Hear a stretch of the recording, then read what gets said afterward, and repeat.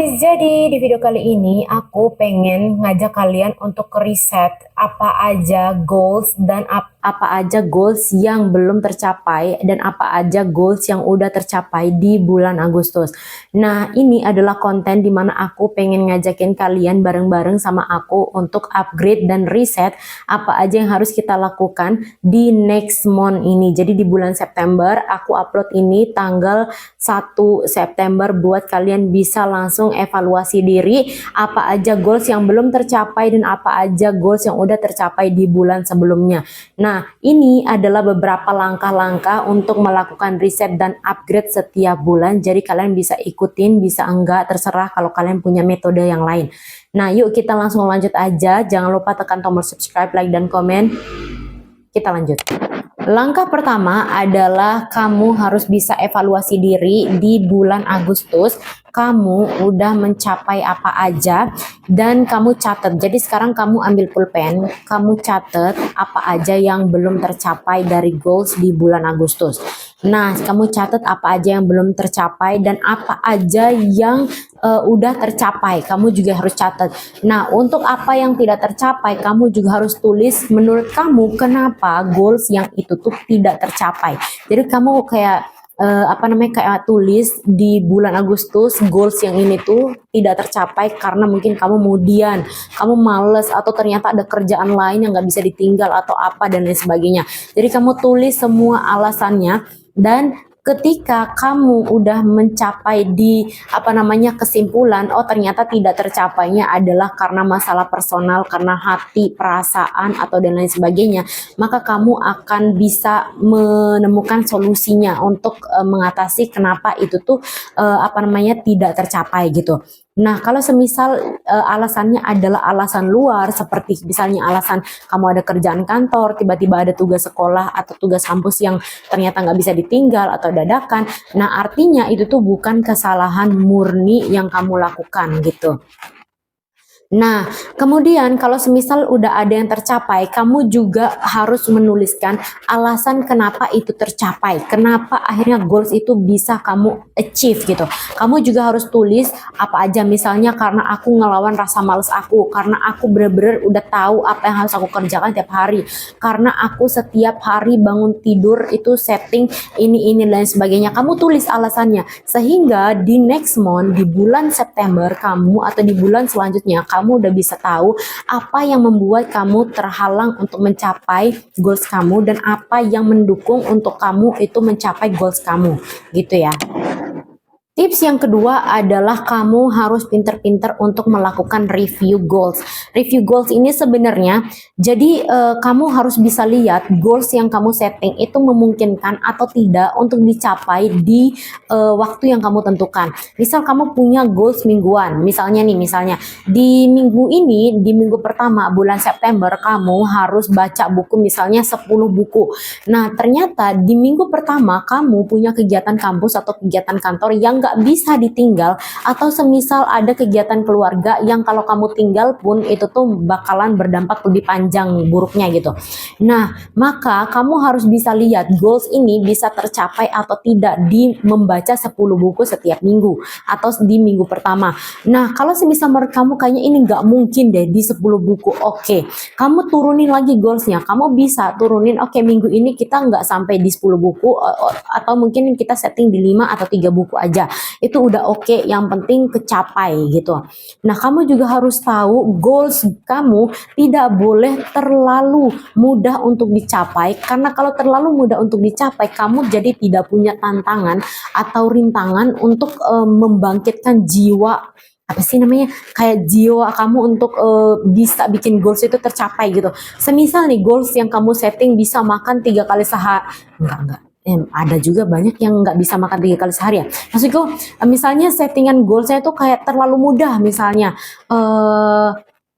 settingan goals misalnya, oh iya hari ini berangkat ke kantor. Lah, itu kan bukan goals, artinya itu tuh daily life kamu gitu loh. Goals itu adalah sesuatu yang memberikan kamu sedikit tantangan untuk mencapai itu di sela-sela kegiatan rutin yang tidak perlu kamu setting lagi gitu loh. Kalau misalnya hari ini ada jadwal kuliah, jadi jadwal kuliah yang udah pasti itu bukan termasuk goals, tapi kegiatan setelah tidak adanya jadwal pasti itu adalah goals yang bisa kamu lakukan gitu loh. Semisal setelah ngampus atau setelah ngantor, kamu misalnya goals hari ini atau goals minggu ini itu tuh pergi ke perpustakaan yang notabene-nya itu tuh nggak ada di jadwal kampus kamu, dan kamu misalnya nge-schedule atau nge-goals, bikin goals yaitu dengan membaca 5 buku yang notabene-nya membaca 5 buku itu tidak ada kewajiban atau tidak ada anjuran dari pihak kampus atau pihak kantor yang kamu tempat kerja gitu loh. Jadi kalau kamu mau setting goals, jangan terlalu sulit, jangan juga terlalu mudah. Jadi setting di tengah-tengah ya guys ya. Nah, yang selanjutnya adalah spesifik dari apa yang pengen kamu capai. Kamu harus bisa lihat ya guys ya. Semisal di minggu ini, di minggu pertama kamu nge-schedule atau dalam pikiran kamu tuh kamu pengen rajin olahraga. Oke, kamu bisa tulis rajin olahraga harus ada spesifikasinya. Misalnya rajin olahraganya tuh apa? Olahraga lari kah, olahraga angkat beban kah, olahraga kardio kah, atau apa kayak balet, yoga atau apa gitu. Kamu bisa schedule rutin olahraga dalam kurung misalnya 3 kali seminggu angkat beban atau 3 kali seminggu lari pagi, atau misalnya ada angka pasti yang bisa menjadi standarisasi kesuksesan bahwa kamu sudah mencapai goals tersebut. Karena kalau semisal kamu cuma nulis rajin olahraga, kamu sendiri akan bingung ini olahraga apa gitu loh. Tapi kalau kamu set specific goals, semisal kamu nih misalnya mau baca buku 5 buku di minggu ini. Dari awal kamu udah tentuin buku apa aja yang mau kamu baca sehingga kamu nggak bingung untuk ngelakuin atau nge-achieve goals tersebut gitu loh. Jadi harus agak detail ya guys ya. Jangan cuman kayak jangan cuman kayak general gitu loh. Kalau semisal kalian juga bilang, oke, di minggu ini aku mau lebih tenang. Nah, ketenangan yang kamu pengen tuh kayak gimana? Bangun pagi dengan tentram kah, tanpa distraksi sosial media kah, atau misalnya ketenangan yang kamu harapkan itu tidak ada di tengah-tengah kerumunan orang-orang yang bergosip kah, atau apa. Jadi kamu harus setting agak spesifik biar kamu tuh jelas mau menghindar atau mau melakukan apa di minggu ini atau setiap bulannya gitu. Nah, yang selanjutnya adalah kamu harus riset to-do list dan juga riset to-do list dan juga tahu prioritas kamu. Jadi kamu kan ada nih, aku jelasin. Kamu kan punya goals mingguan. Kamu juga punya goals bulanan, oke? Dan setiap goals itu kamu breakdown jadi beberapa part di setiap hari untuk kamu bisa achieve goals mingguan sama goals bulanan itu toh. Nah, setelah kamu bikin to-do list setiap hari, kamu harus tahu setiap hari to-do list yang kamu list itu, kamu harus tahu prioritasnya yang mana. Karena nggak semua hari itu berjalan sesuai apa yang kalian inginkan. Itu yang harus disadarin ya guys ya. Nggak semua hari itu berjalan sesuai yang kalian inginkan. Jadi ketika kalian bikin to-do listnya itu kamu harus urutkan dari yang paling atas, yang paling relevan, yang paling bisa dilakukan, dan yang paling realistis. Jadi kalau semisal ada to-do list yang kayaknya ternyata hari ini nggak sebaik hari kemarin atau nggak selancar hari kemarin, kamu udah bisa lihat, oh prioritas kamu pokoknya nih nomor 1 dulu harus tercapai meskipun yang lain enggak. Bukan berarti kamu mengabaikan yang lain gitu loh, tapi karena kamu melihat kemungkinan apakah to-do list ini bisa dilakukan hari ini atau tidak gitu. Jadi kamu setting prioritas kamu, pokoknya hari ini atau 3 to-do list pertama di awal hari ini harus tercapai. Jadi yang bawah-bawah ini hukumnya sunnah, yang atas ini wajib apapun yang terjadi gitu loh. Jadi kamu tahu prioritas kamu meskipun kamu dalam kondisi yang tidak memungkinkan untuk melakukan semua to-do list kamu gitu loh. Pokoknya nomor 1 harus kecapai, atau nomor 3 nomor di paling atas ini harus kecapai gitu. Jadi kamu tahu apa to-do list yang bisa kamu lakukan paling utama dan kamu setting prioritas gitu loh ya guys. So, yang selanjutnya adalah ini adalah part yang paling menurut aku tuh sedikit bikin deg-degan ya guys. Jadi evaluasi keuangan. kalau kamu semisal sekarang udah kerja, itu tuh evaluasi keuangan tuh penting banget, sepenting itu gitu loh. Jadi kalau semisal minggu kemarin atau bulan kemarin kamu minus, nah itu bulan September ini kamu akan kesulitan untuk gimana caranya nih nutup minus yang kemarin gitu. Dan kamu harus evaluasi kenapa sampai bisa minus. Dan di bulan September ini kamu harus setting goals gimana caranya biar nggak minus, minimal nggak minus dulu. Jangan mikir nabung kalau udah setiap bulannya minus ya guys ya, minimal nggak minus dulu ya, jangan pikirin nabung dulu ya. Ini soalnya banyak banget teman-teman kita yang dapat gaji tapi gajinya tuh mungkin memang terlalu sedikit untuk di setting ada tabungan gitu, paham nggak? Karena mungkin dengan gaji pokok aja kebutuhan mereka udah setengah habis, belum lagi untuk makan, belum lagi untuk yang lain gitu loh. Jadi di bulan lalu itu tuh achievement kamu tentang keuangan itu apa? Kalau semisal di bulan lalu kamu minus, kamu di bulan ini goals ya bener-bener setting untuk minimal tidak minus. Minimal tidak minus ya guys ya. Nah kalau semisal di bulan lalu kamu surplus atau misalnya kamu ada penghasilan tambahan dari freelance dan lain sebagainya, kamu harus setting goals untuk naikin income kamu di bulan ini gitu. Jadi kamu tahu kamu harus ngelakuin apa ketika kamu ketika kamu bisa evaluasi dari bulan sebelumnya, di bulan ini kamu akan tahu harus ngelakuin apa gitu loh. Jadi bener-bener kayak lihat kamu tuh minus, surplus atau stuck.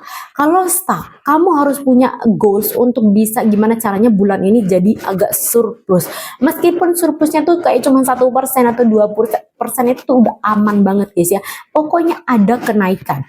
Nah, kalau yang dari minus, kamu minimal naik ke nggak jadi minus meskipun kamu belum bisa nabung. Nah, kalau yang udah surplus, kamu harus cari cara gimana caranya biar lebih surplus lagi. Dan bisa untuk saving, seperti itu.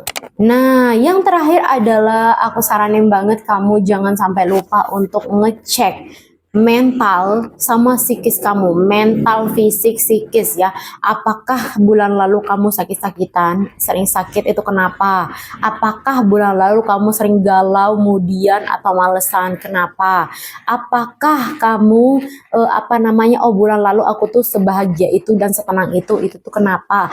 You have to know the reason untuk bisa tetap mempertahankan atau menghilangkan apa yang kamu tidak inginkan. Kalau kamu di bulan lalu tuh banyak nangisnya, tuh kamu harus pertanyakan kamu kenapa. Dan kalau udah tahu kenapanya, alasannya kenapa, kamu akan belajar untuk menghindari sebab atau alasan dari kenapa kamu menjadi kemudian nangisan dan lain sebagainya. Kalau kamu bahagia dan setenang itu di bulan lalu, kamu cari tahu alasannya kenapa. Karena mungkin kamu memilih untuk lebih sendiri, tidak bergabung dengan grup-grup lainnya. Dan ini adalah alasan yang bisa membuat kamu untuk bisa tetap mempertahankan kebahagiaan dan ketenangan kamu. So guys, thank you banget udah nontonin video aku. Jangan lupa tekan tombol subscribe, like, dan komen. Semoga ini membantu buat kalian semua. Aku juga lagi banyak banget belajar dari konten-konten aku sendiri juga, dari konten-konten orang lain juga tentang how to upgrade every month biar nggak stuck lagi kayak di tahun-tahun sebelumnya. Dan aku udah kapok banget jadi orang yang sebelumnya tuh kayak ambisius but lazy, itu bener-bener kayak bikin otak aku stres banget.